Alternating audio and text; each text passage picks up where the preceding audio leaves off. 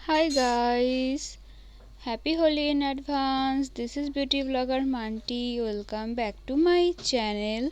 I hope you all are fine and safe. আজকের makeup টিউটোরিয়ালটা পুরোভাবেই বসন্ত উৎসব উপলক্ষে।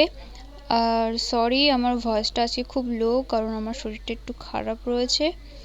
তো এই বিউটিফুল মেকআপ টিউটোরিয়ালটা আমি কিভাবে অ্যাচিভ করলাম সেটা জানতে হলে ভিডিওটা অবশ্যই শেষ অবধি দেখো, এবং যারা আমার চ্যানেলকে এখনও সাবস্ক্রাইব করোনি প্লিজ সাবস্ক্রাইব করে ফেলো আর বেল আইকনটিও প্রেস করে ফেলো।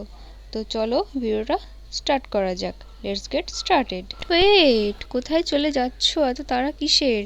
ভিডিওটা যদি তোমাদের ভালো লেগে থাকে তাহলে অবশ্যই ভিডিওটাকে লাইক করে দিও এবং বন্ধুদের সাথে শেয়ার করে দিও।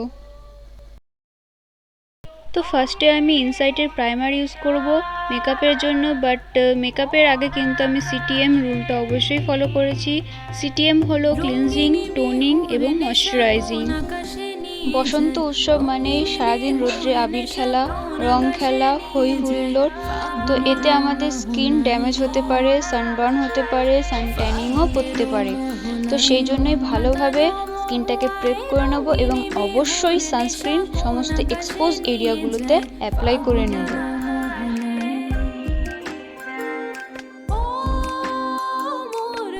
স্কিনটাকে প্রাইম এবং প্রেপ করার পরে 2 থেকে 4 মিনিট আমরা ওয়েট করব, তারপরে মেকআপ স্টার্ট করব। তো ফার্স্টে আমি একটা স্পুলির সাহায্যে আমার আইব্রোটাকে কম করে নেব। কম করে নেওয়ার পরে আমি ফ্রন্ট এরিয়াতে খুব আলতোভাবে আস্তে আস্তে আইব্রোটাকে ড্র করব এবং আউটারের দিকে একটু ডার্ক করতে থাকবো, যাতে আইব্রোটা ন্যাচারাল লুক দেয়।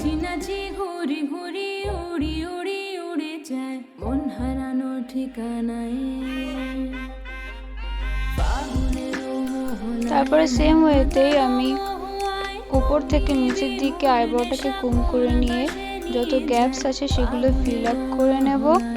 ফিল আপ করে নেওয়ার পরে আইব্রো স্পুলার দিয়ে সেটাকে ভালোভাবে ব্লেন্ড করে নেব।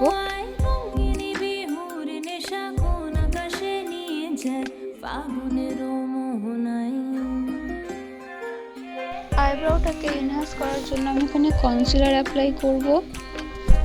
ওহ মাই ভয়েস, আমি সত্যি দুঃখিত আজকের ভিডিওটার জন্য। আমি ভয়েস দিতে পারিনি ফার্স্ট কথা, কারণ আগের দিন ভিডিও শ্যুটের সময় প্রচণ্ড ব্যাকগ্রাউন্ডে আওয়াজ হচ্ছিল, আর আজকেই যেদিনকে ভয়েস দেওয়ার কথা সেদিনকে খুবই শরীর খারাপ, যার জন্য আমার ভয়েসটাও লো, আজকে কোনো এনার্জি পাচ্ছি না। তবুও ট্রাই করছি। আজকে তোমরা একটু সাথে থেকো, পাশে থেকো, সাপোর্ট করো।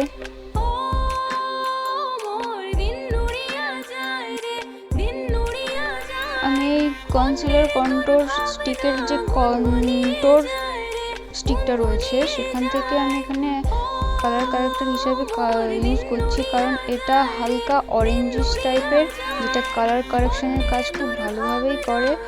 আর আমার স্কিন টোনের হিসাবে ভালোভাবে কন্ট্রোরটাও করে, হার্শ কন্ট্রোর দেয় না, মিডিয়াম যেটুকু দরকার সেটুকুই দেয়। ফাউন্ডেশনের জন্য আমি এখানে ফিটমি ফাউন্ডেশন ইউজ করছি ইন দিস শেড 238।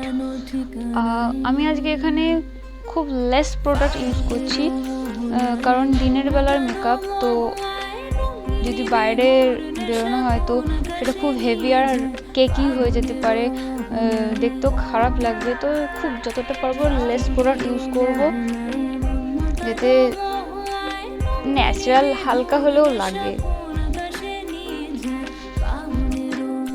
কনসিলারের জন্য আমি এখানে সুইস বিউটি কনসিলার ইউজ করছি, আর সত্যি বলতে আমি 1 স্ট্রোক কনসিলারই ইউজ করেছি, মানে একবার তুলেছি সেটাই ফুল ফেসে অ্যাপ্লাই করেছি। অনেস্টলি বলছি খুব দারুণ কভারেজ দেয়, খুবই ভালো একটা কনসিলার। আর কনসিলার অ্যাপ্লাই করার পরে আমার ফেসটা একটু গুলুমুলু লাগছিলো, যদিও আমার ফেস এখন গুলুমুলু নয়, তবুও লাগছিলো। তো এটা করার পরে হালকা হালকা স্কিনি লাগছিলো।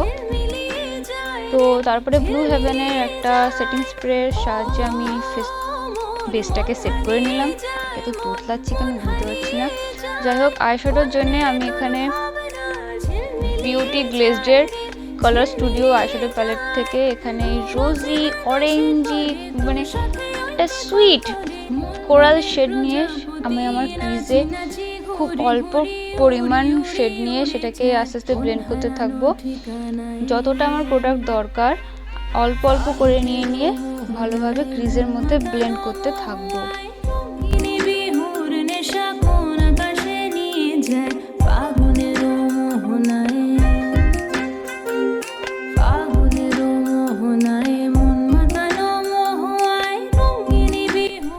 তারপরে আমি একটা ইয়েলো শেড ব্লেন্ডিং ব্রাশের ফ্লাফি ব্লেন্ডিং ব্রাশের সাহায্যে ক্রিজের ওপরে যে এজগুলো রয়েছে সেই এজেসগুলোকে ভালোভাবে স্মুথলি ব্লেন্ড আউট করে নেব।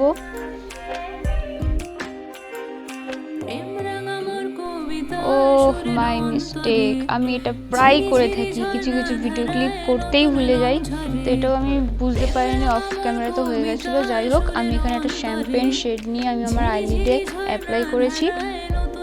ভাগ্যিস দেখেছিলাম, না হলে আমি এই পার্টটুকুও শ্যুট করতে ভুলে যেতাম, মানে দেখতাম না, বাঁচিয়ে দিয়েছে।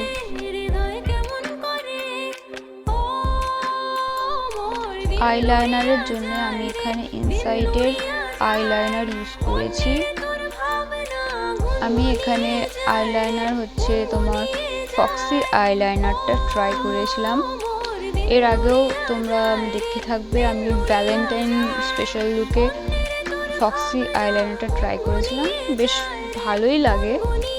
তো এখানেও ট্রাই করে দেখলাম যে না, এটাতেও বেশ সুইটই লাগছে, সেজন্য আমি আবার ফক্সি আইলাইনার করলাম। মাস্কারার জন্য আমি এখানে Maybelline hyper curl mascara use করেছি। তারপরে আমি আমার আন্ডার আই এরিয়া থেকে পাউডারগুলো ডাস্ট অফ করে দিয়েছি।